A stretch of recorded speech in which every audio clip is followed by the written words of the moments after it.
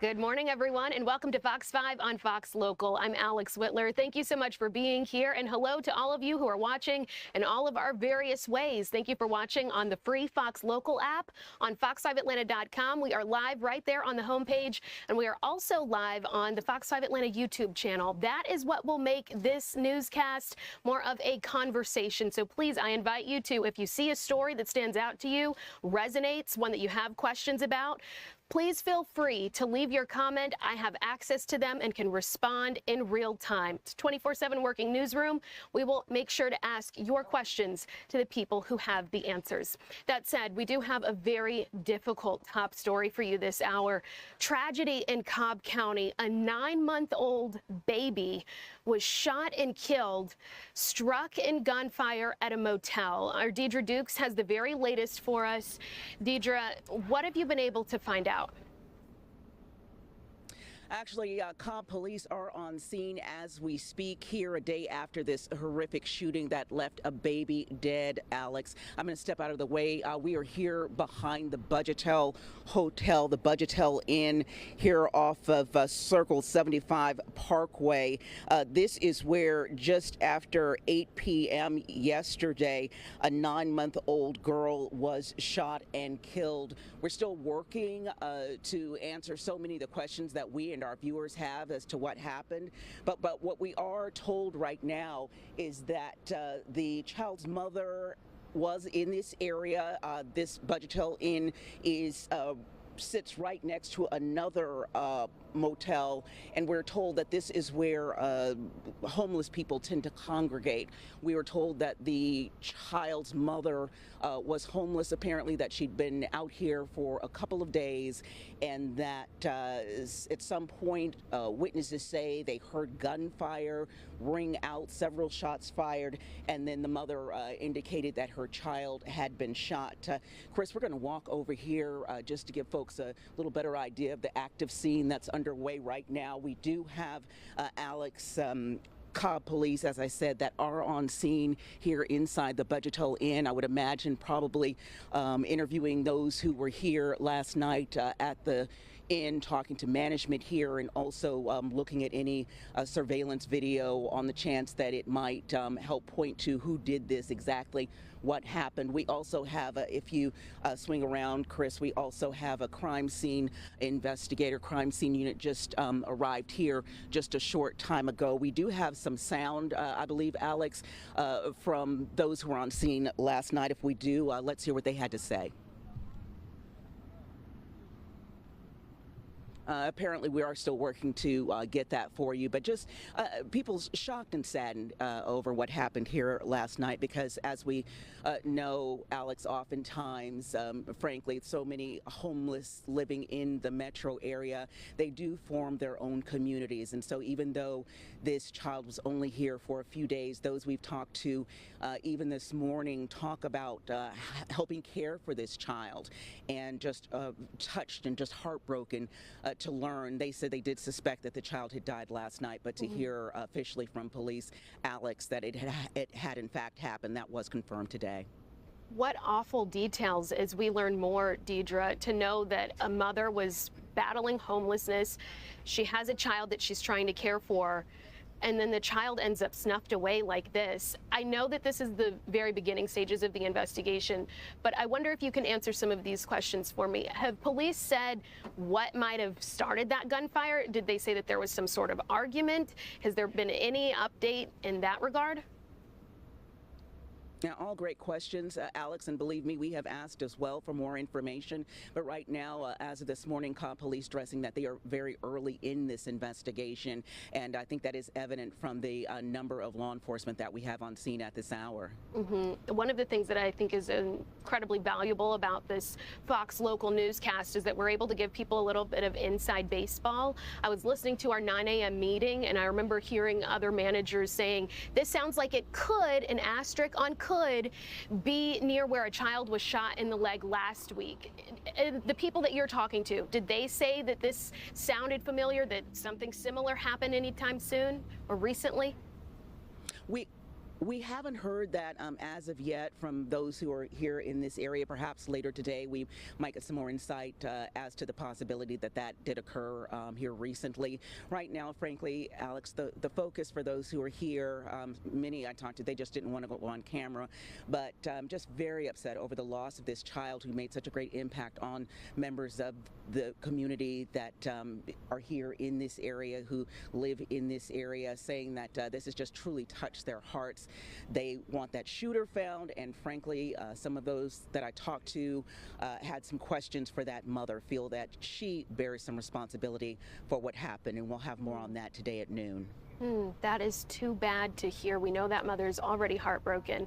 Our hearts go out to that family and that community, and we appreciate you asking those questions for us. Deidre, we will see you in just under an hour. Thank you. We do have some breaking news that I want to make sure that I've got up here for you. We understand that 3 people in Dallas were shot. It's my understanding that the shooter was a sniper and has killed his or herself. So we did just get this information later this morning. It's my understanding, to give you the lay of the land here as you look at some of the images that are on your screen, it is a rainy day in Dallas, and someone fired shots on an ICE facility. And why do I mention that it was a rainy day? Because apparently investigators are concerned that that might play a role in their investigation. It could sweep away some of the evidence. So it's my understanding that this happened not far from the Love Field Airport. If you're familiar with the Dallas area, you know that that's a very busy, heavily trafficked stretch of road. This ICE facility did have several people detained. It's my understanding that 3 of the people who were hurt were in ICE custody. So we're getting quite a bit of new information, as you can imagine. It's a developing story. No word yet on a motive, but I want to walk you through some of the posts that we're seeing from top officials on social media. So our Vice President J.D. Vance retweeted Homeland Security Secretary Kristi Noem. So I'll start you off with what she said and then backtrack you into what he said. She says there was a shooting this morning at the Dallas ICE government detention facility. Details are still emerging, but we can confirm there were multiple injuries and fatalities. I believe she's referring to the one victim and then the shooter when she says that. So again, J.D. Vance retweeted or reposted that message, and he says the obsessive attack on law enforcement, particularly ICE, must stop. That's a direct quote. He goes on to say, I'm praying for everyone hurt in this attack and for the families. I want to walk you through some more information because I've been paying attention to what happened as we've had our newscast throughout the day. Our sister station, Fox 4 Dallas, interviewed an FBI director who mentioned there was another shooting like this in a different part of Texas not long ago, and that shooter was said to be part of a Texas Antifa group. It was a similar situation, an ICE detention facility. Of course, we can't speculate on what's happening in this specific case, but I thought that might be of note for some of you who are hearing about what was taking place. It's my understanding that there could be a press conference at some point, either this hour or the next. So what we're going to do is try to see if we can get any of those new developments for you. I'm going to take a moment to check in with our producer to see if that press conference is ready to roll. Is it? It's getting started soon, so let's go ahead and listen in.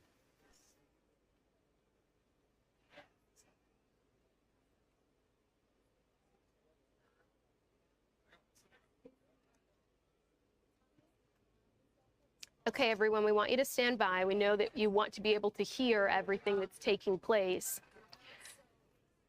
I want to make sure that I understand what's happening here. Are we going to go ahead and pause and take a break, or would we like to continue to give people some information? Because I've got plenty of it for them. I want to walk you all through, if you're just now joining us, what happened in Dallas, Texas this morning. Apparently, there was a deadly shooting on an ICE facility, and that is what we are just now tuning into to try to get some new details at this press conference. I understand that our technicalities should be ready to go now. Let's listen in.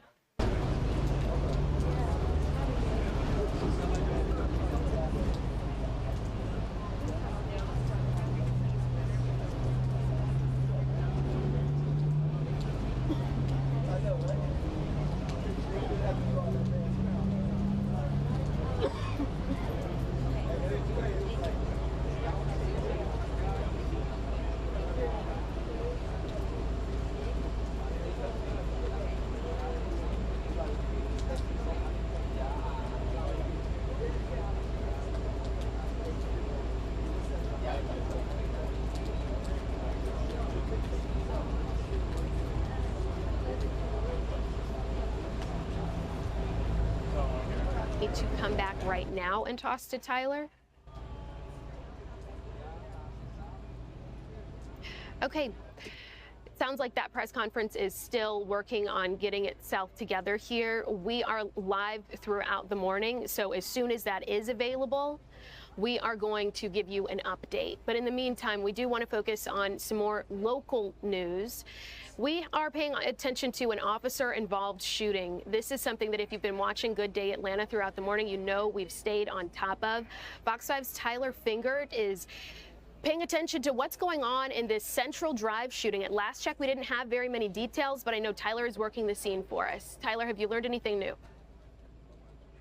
Alex, good morning to you. I just heard back from DeKalb County Police just moments ago. They tell me that they are still working on a statement for a shooting that apparently happened early this morning. According to a witness I spoke to, it happened about 3:15. She heard multiple gunshots out here off of Central Drive. We are in DeKalb County. We're near the Stone Mountain area. And based off what I heard from that witness, she said she was inside her home. She was watching a TV show and she heard the multiple gunshots. When she looked outside her window, she realized something was happening out here, and she described it as something like a traffic stop gone wrong. But I want to highlight something to you right now as we're still live on scene.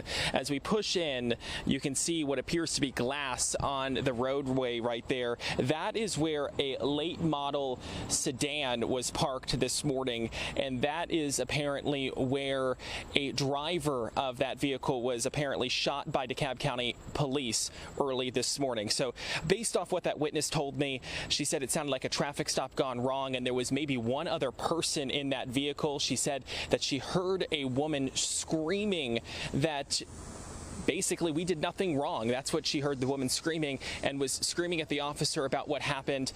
It's unclear if that victim who was shot by the DeKalb County police officer, their condition at this hour, but she did describe that he or she was gravely wounded and was on scene for quite a while. It's unclear if that person was taken to a local hospital or if that person was killed, because she did say she saw a coroner's van out here for a period of time.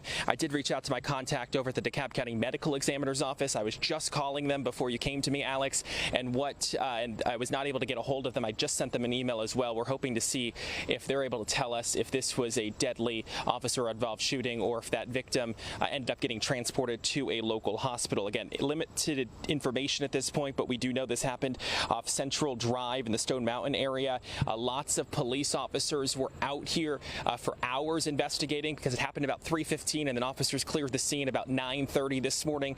The Georgia Bureau of Investigation was out here looking into this, which is standard in any officer-involved shooting.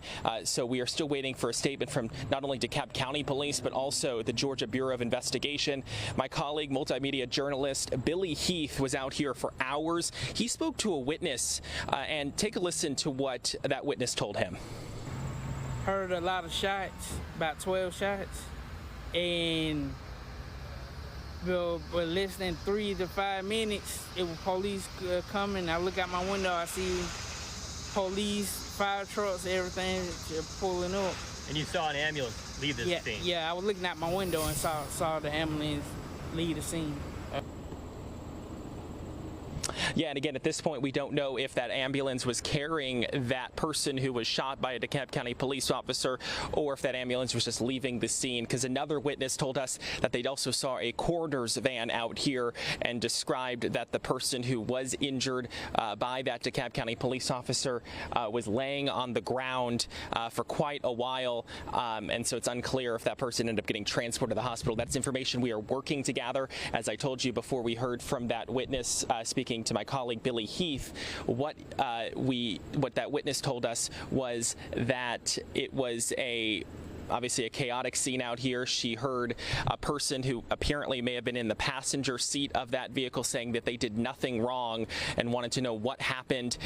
Again, this is something that is still unfolding. We are still awaiting on information from DeKalb County Police. Again, according to that witness, happened about 3:15 this morning.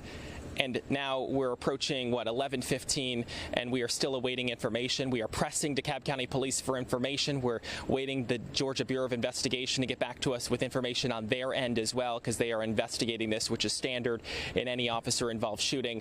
The big question, though, is whether this was deadly or whether this was where just that person was wounded and taken to a hospital. I can tell you, though, that the officer is okay, and obviously this investigation continues. We are working to get more information. I'm waiting to hear back from the DeKalb County Medical Examiner's Office. And give me 1 second. Let's see if I just got an email ding, but I am not sure if that's coming from them. Give me 1 second. Nope, that is not from them. As soon as we get that update, we'll hopefully bring it to you on Fox 5 News at noon, and obviously here on Fox Local. Alex? Yeah, Tyler, we appreciate it. And I also appreciate you explaining to people that you're the one sending the emails, sending the text messages here, working to get this information, because you know so many people do care to know. And that scene is familiar. Just a couple of hours ago, we saw a car with a window busted out. So it will be interesting to know what that was in relation to. Thank you, Tyler, for that report. Yeah. We'll see you again soon. Please stick around, because we have a lot to talk about this afternoon. So yes, that was a lot of hard news, but we're also going to talk about the weather. We're going to talk about these fall-like temperatures that are supposed to come around, saying goodbye to 90 degrees. Hello, we know many of you like that. But we're also going to talk about some other serious stories, like the latest in a trial for someone who's accused of shooting and killing an 8-year-old girl. We've got all of that and more right after this. See you soon.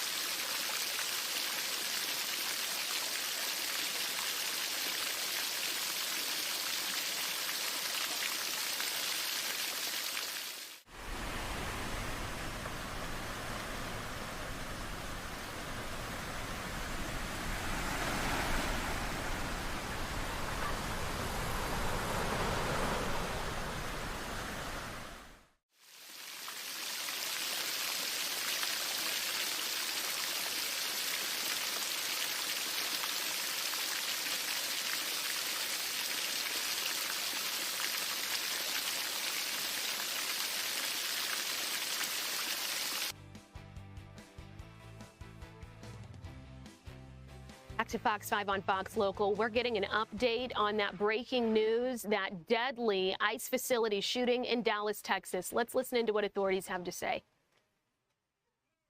Everyone, please join me in praying for the families of the folks who lost their lives today. Pray for the speedy recovery for those who are hurt and were injured in what happened today. But maybe even more to the point,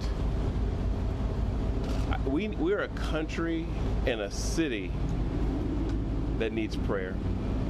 So I'm going to ask you all to join me also in praying for this city, that we can come together at a time like this, and that we can be there for one another the way we always have in times like this, to support one another, help us all get through this very difficult time, not just in our city, but in our country. And that's why I'd ask you to pray for our nation.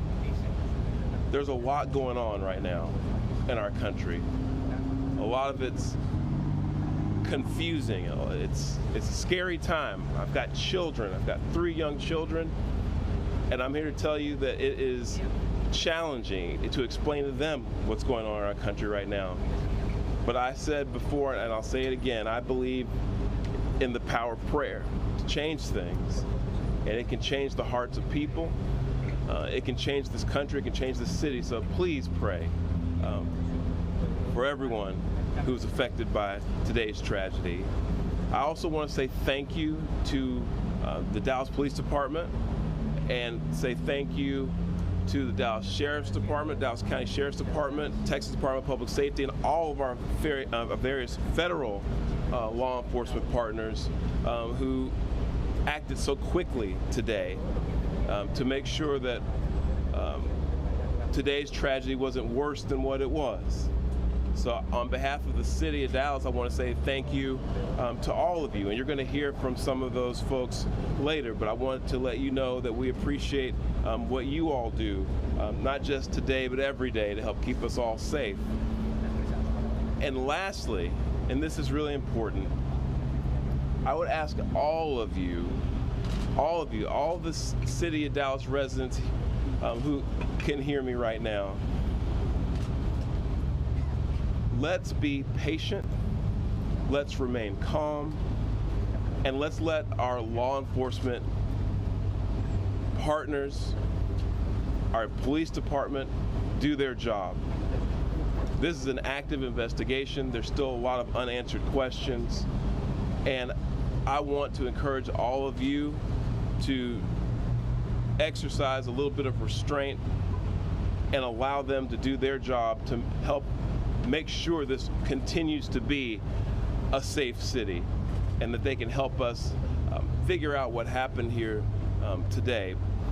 But with that, I want to say, again, thank you to all the folks who came out this morning from our law enforcement community. I'll turn it over to our police chief, Daniel Como, to speak a little bit more directly to the investigation itself.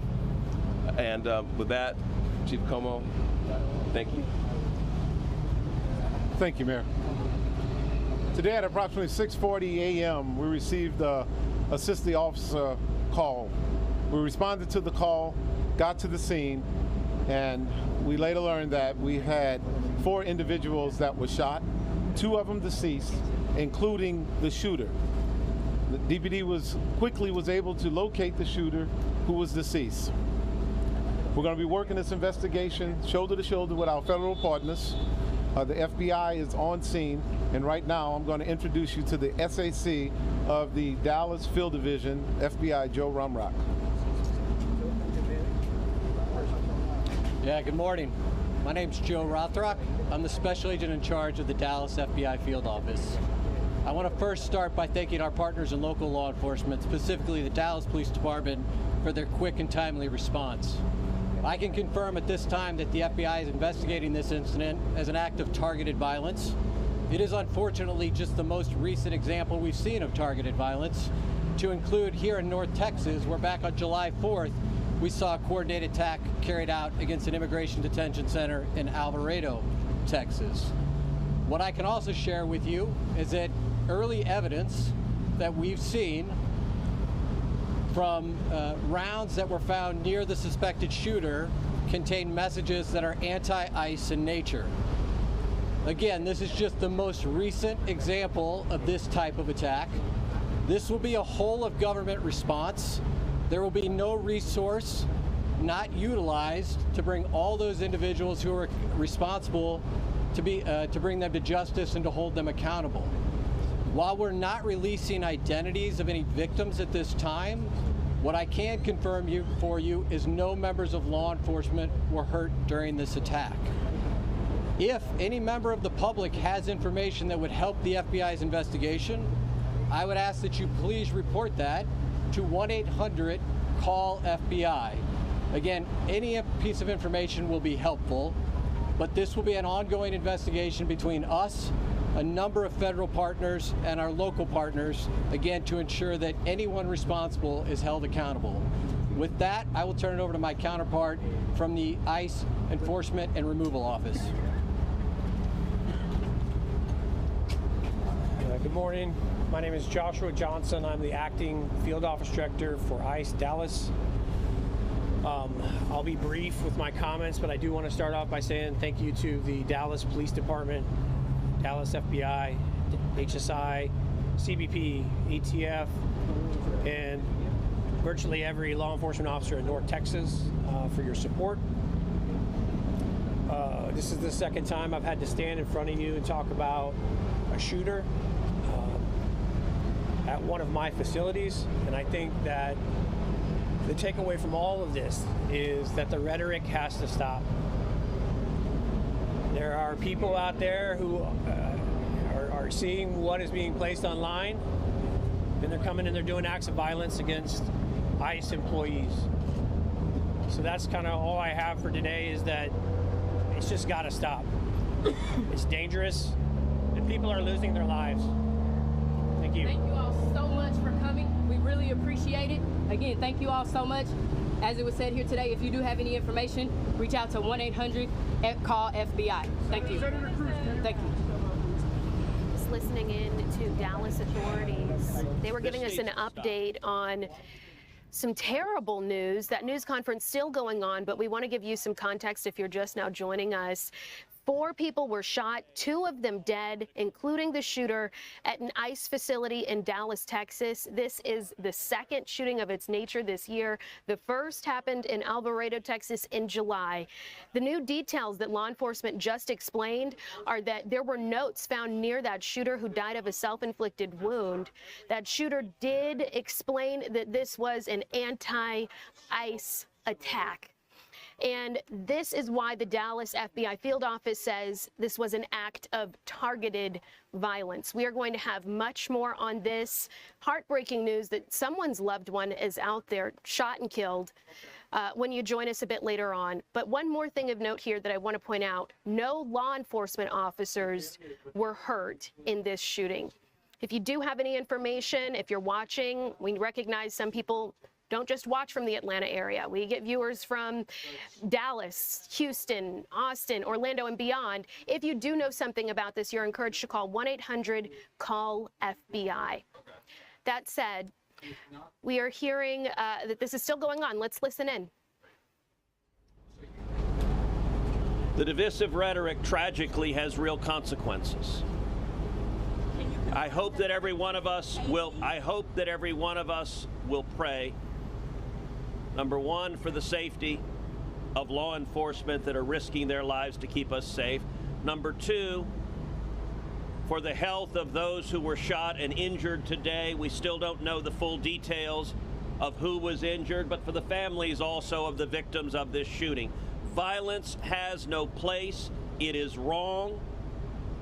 And we should come together. If we want to have a debate about immigration policies, we can do so in the halls of Congress without demonizing each other, and especially without demonizing the men and women who every day put on a badge and go risk their lives to keep us safe. And we should not be putting language out there that inspires madmen to commit evil crimes. Our prayers are with the men and women of law enforcement, and we ought to come together and have some decency across the political aisle to say this violence is wrong and it needs to stop. Senator, have you been told that immigrant detainees were the victims of today's shooting?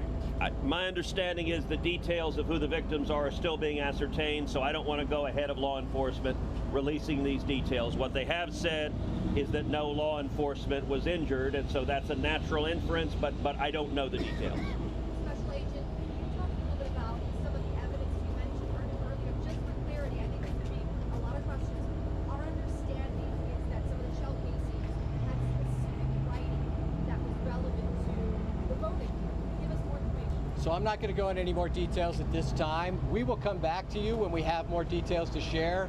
Again, our goal here will be transparency as those details become available, but we are still in the early stages of an investigation. Information is still coming in.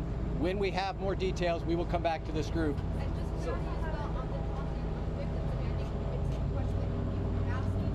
Can we just get clarity to make sure we're reporting and transparency with the victims? I'm not going to be identifying victims at this time. The only thing I will confirm at this time is no law enforcement was injured. Certainly you can respect law enforcement's need to make notifications. Why are we not saying that they were the detainees that were shot? At this point in time, we're not going to take any additional questions from law enforcement. Again, I'd ask for you to respect the fact that this is an ongoing investigation, and as more details come available... We're not asking for the names of the victims.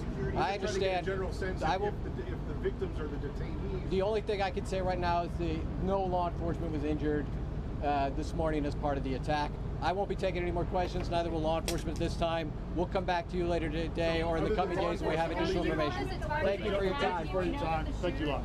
Again, you were just listening to that press conference out of Dallas, Texas, where there was a deadly shooting on an ICE facility. 4 people shot, 2 dead, including the shooter. And you heard reporters pressing authorities, trying to get some information about who that other victim might be, the other person who died in this violence. It's my understanding that authorities are not going to do that right now because they still need to notify next of kin. That is protocol in these situations. To give you some inside baseball, we did get some information that the people who were shot were in ICE custody. We're still waiting for authorities to confirm that information. Should it become available, we'll be sure to let you know, both here on Fox 5, Fox Local, and fox5atlanta.com. That is a story that is clearly developing. You can look for the latest on our air as well. We will be right back with more news and weather right after this.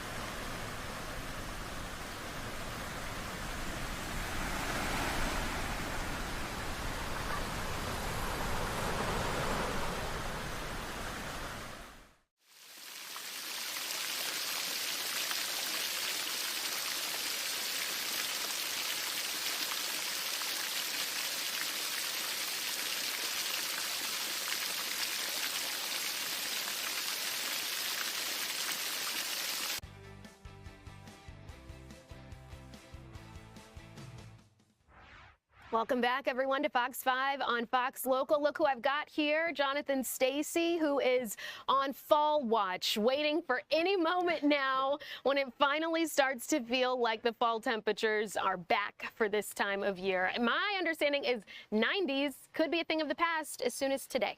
Fingers crossed. Yeah. We typically get these 90s in the rearview mirror by early September. It's now late September, and they continue to follow us into all things fall, the first full day of fall yesterday, but we still have a summer atmosphere that is largely in charge for now because things are about to change. So here's what's on the docket for today. Hump day is a proverbial hump day.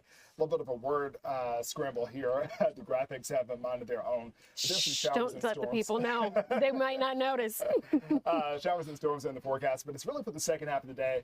That's why we placed our rain chances at 40% today, but it's that southwesterly wind that is really pushing some moisture in our direction. Look at that early sunset, Alex, 7:31. Oh, wow. We're seeing so long sunshine. Yeah. Either way, we're going to really push out the sun because showers and clouds are really starting to take over, especially across northwestern Georgia. You're looking at Fox 5 live Viper radar right now, and you can see those showers over 59 there in Alabama. A couple showers on either side of 75 as you move into northwest Georgia, Gordon, Pickens County, and Floyd in play at this hour. But as we go throughout the day, once again, you'll see those clouds really thicken up, and eventually we're going to move in some rain out here. We won't take a live look at the airport, but we will see these temperatures live. We're at 85 degrees at this hour. We're going to push 92 for a high today, but look at your rain chances. They are going up. So let's time it out here. Okay. I think the kids are able to get home from school okay. I don't see any issue outright. No rain falling on their heads? Yeah, no rain falling on their heads. Coaches and the practices, okay. Now we got a question here because as we get deeper into the afternoon, the atmosphere is a bit impulsive, and you see a couple little bubbles popping up even over the North Metro. So Cobb County, along with North Fulton, Alpharetta, Milton, going up 400 into the Hall of Forsyth County. You may actually get a little something around 4 or 5 o'clock, but then it looks like the moisture really teams up and it expands in intensity and in coverage as we head to bed tonight. So now it is Wednesday at 11 p.m. Okay, we're trying to get through News Edge, and David, of course, will be in tracking those storms as they continue to move through the area. But by the time you wake up on Thursday, there's a level 1 out of 5 risk for severe storms, and we'll be watching a more congealed line of energy move through as we get to the pre-dawn hours of the day. Okay. Well, thank you, Jonathan, for that. We really do appreciate it. I'm still looking forward to those cooler temperatures. They come after the storms. Yeah, literally. Yeah. Thank you. Hold on. All right, you guys, please stick around because we still have to talk to you about the morning's top stories, which we will have for you right after this.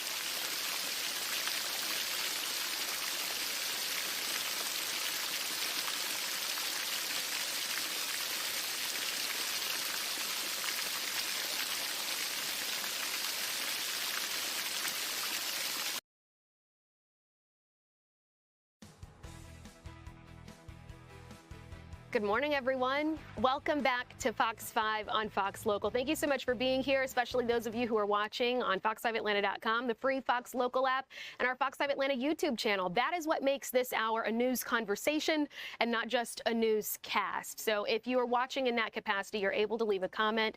I'm going to address some of the ones that you guys have been leaving for us in just a little bit. But first, this is an interesting story. Chris Rosenthal is out there tracking some robots for us. I know there's lots of them out there in today's day and age, but these are the ones that you might have seen that are quite literally dropping off food to people. So Chris, what have you been finding out?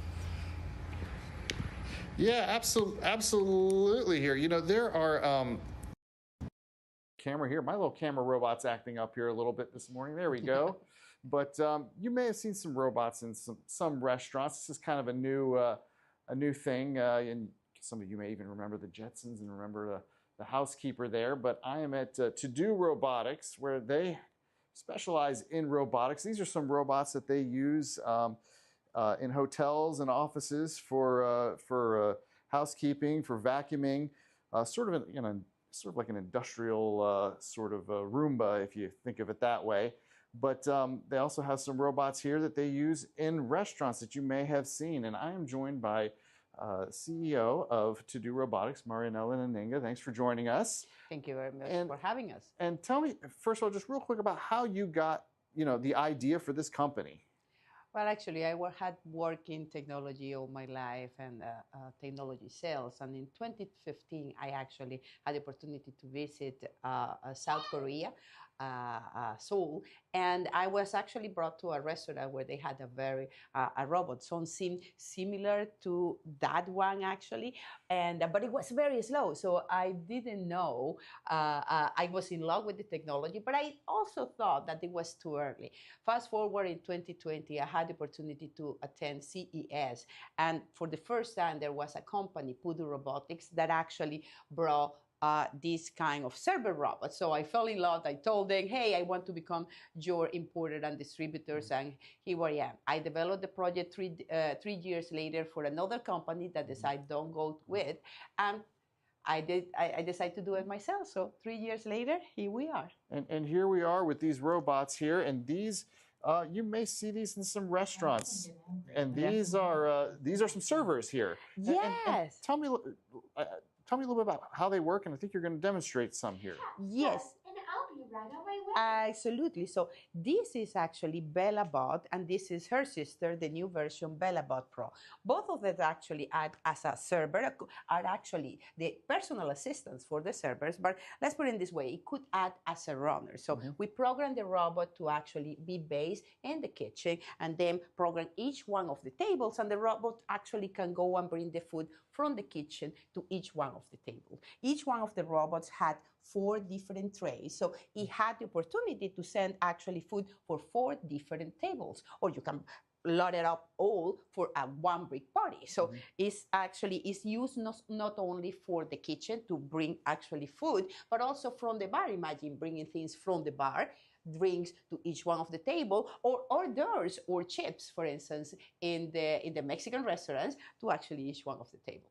And they kind of interact with people too. I mean, yeah. It sort of has cat ears here. What happens if you touch the top Absolutely. They are very interactive. Look at this. There are 35 random messages that every time that somebody actually touch it, they had.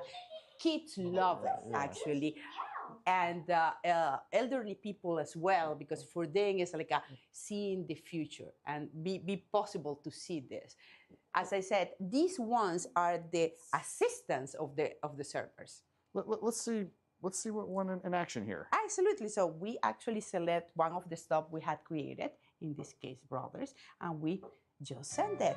So it's like it has food on the tray there. Exactly. And for the sake of this, it's like there's a table here and. Exactly. And yeah. So each one actually of this message can be customized, but in real life, actually, the server will arrive and, deliver and put the plates on the table, or actually we can program them to actually tell the people in the table, please pick up your food. It's in the tray number 1 or 2. Pay attention that the tray that is carrying, in theory, the food is lighting up. So it's a very nice touch. Now, where can we see these here in Atlanta? You've got a bunch of these already in Metro Atlanta area. Yes, absolutely. We had multiple Mexican restaurants working with us. We had the people at El Portón, different haciendas, Zócalo, multiple Zócalos restaurants as well, Cactus Cantina, and so forth. El Patron, if you are in the area, Gainesville as well. So yes, we had been very, very, very happy working with all our Mexican friends and Mexican restaurants. They really is a fantastic complement and showcasing and the wow factor in these places. I imagine it kind of brings people into a restaurant because they are curious about this, huh? Absolutely, absolutely. And I believe that, every robot had its place, and definitely in fast casual, family-oriented restaurant is a perfect complement. It grabbed the attention, and actually there is an increase of sales for the first 1 or 2 months because the people is so curious to actually go and look it up. And what does this mean for jobs? You said this helps the servers, but doesn't take their jobs? No, exactly. Yeah. Keep in mind that you still need the server to take the orders, to bring actually other scenes, and to take care, have that personal touch. The idea of the robot is actually really assist the worker in actually bring the food and eliminate the back and forth, multiple back and forth for the work, for the server, and the server can concentrate actually to take more care of each one of the tables. And in addition to that, guess what? They don't get tips. So the server doesn't have to share the tips with her. Now she's leaving and going back for her base. Here we are. Kind of a mind of its own, huh? AI technology helps kind of bring some of this about too, huh? Yes, absolutely. Yeah. And they have, it's not activated right now, but they had the possibility to actually get way more interactive and get a conversational with the clients. But sometimes you don't want her to be too conversational because then you have a shoddy waiter. So they find the purpose. And there's future ahead for these robots. I know. We have some here that do vacuuming in hotels. I mean, what are some other applications? What's the future here? Well, the future here is actually going into develop and do new things in the technology area. Honestly, this is one of the best machines that you can use right now to actually go and cleaning and liberate and get more space and time in this case the housekeeper to actually clean up other areas. Awesome. Same thing. This is a small factory. She can do 2,500, and then we have the bigger ones. Awesome. Well, thank you, Marianela Naninga with To Do Robotics. Pretty cool. You may be seeing these things soon in some restaurants near you. So. It feels itchy. Ew, stop touching my ears now. Gosh, Chris, that thing is cute. I'm just going to go ahead and say it. It's got the cutest facial expressions and voice. And I have seen something like this, especially on Buford Highway. I've gone to a couple of restaurants, and they've come on by and given me some food very politely. So it's cool. And I like how she mentioned that this is not taking jobs away from servers. It's lightening their load. So we love to hear that. Chris, thank you. Absolutely.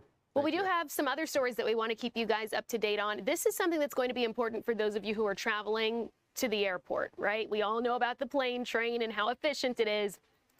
Well, there are going to be some changes. So you are looking at some of them. Overnight service interruptions will begin tonight at 11. So there are some important days to keep in mind. That's, again, tonight, but also Thursday, so tomorrow. Major delays could be in store for those travelers, and that's because officials say that they're going to be doing some sort of maintenance this week, which could leave some of you stranded overnight. We don't want that to happen, so consider this your first heads up. The repairs are expected to happen between 2 a.m. and 4 a.m., so anybody on a red-eye flight or an international flight, you want to pay attention here.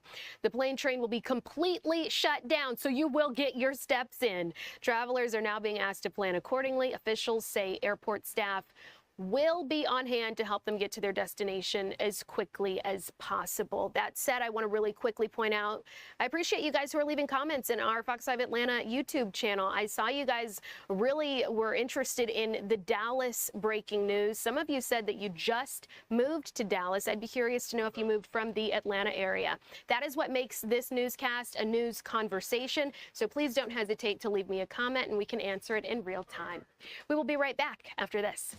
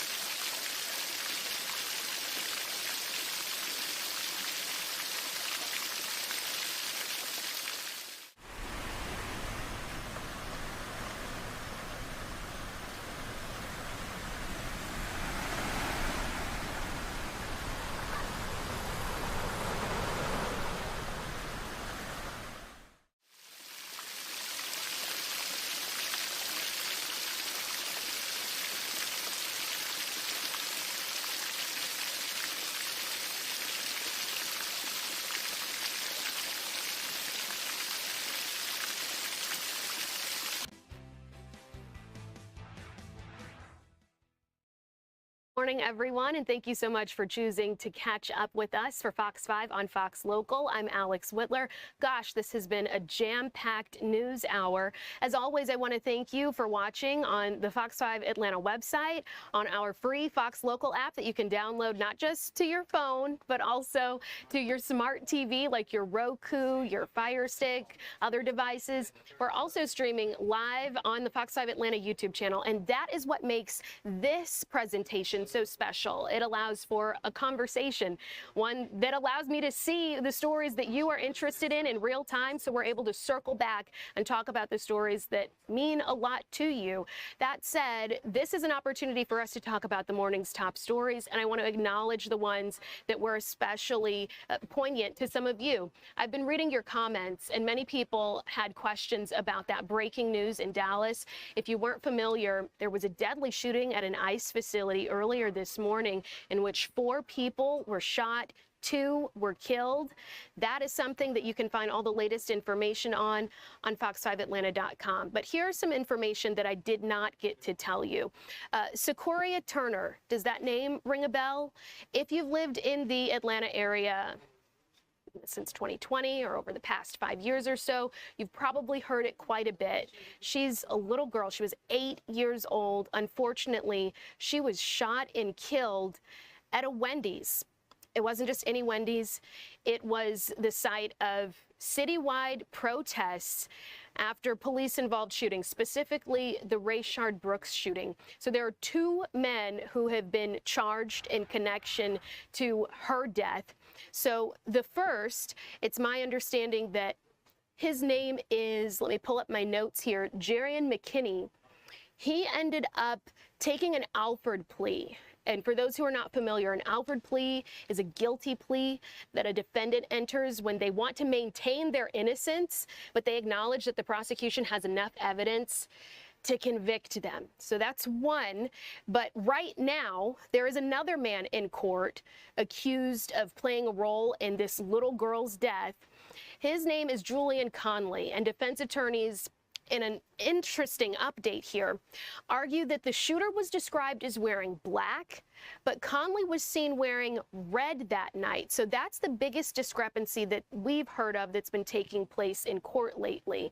Another thing I want to point out in that case, Mr. McKinney is set to serve 40 years with 20 to serve, and he's already served some of that time. That is a story that really does feel like justice has been a long time coming for this family. I remember covering those protests. I remember being out there the days leading up to that shooting. So to think that that was 5 years ago this year, and this family is just now starting to get some semblance of justice, your heart can't go anywhere but out to them in that situation. There are some other top stories that I want to keep you guys abreast of this afternoon. There was a terrible shooting at a home in DeKalb County. So picture it, a 36-year-old woman gets an alert on her phone, as many of us do. You have a Ring doorbell camera, she did too. And she ended up getting notified that people were breaking in on her home. She drives back, and then they open fire on her, ultimately killing her. So we do have some new images of the suspects who police say are still out there. You're looking at them on your screen. So if you live in the Atlanta area and you recognize them, please don't hesitate to give DeKalb County Police a call, because this woman was trying to go home to defend her property. Unfortunately, she died as a result of doing so. There are plenty more other headlines that we could discuss, such as a baby who was shot and killed. There's also an officer-involved shooting.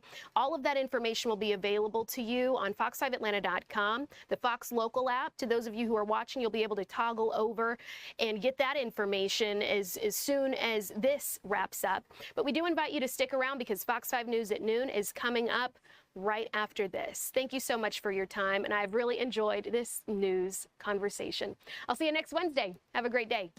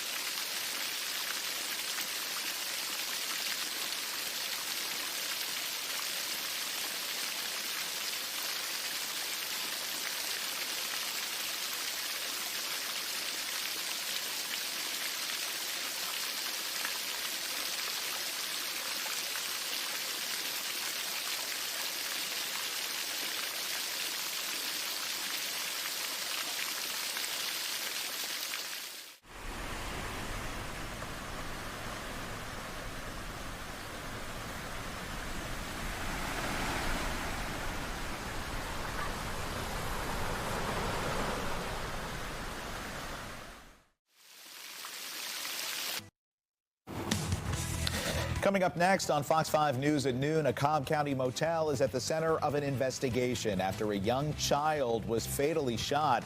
We're live on the scene. Plus, a fire damages several units at an apartment complex in Carroll County and forces one resident to jump from the second-floor balcony.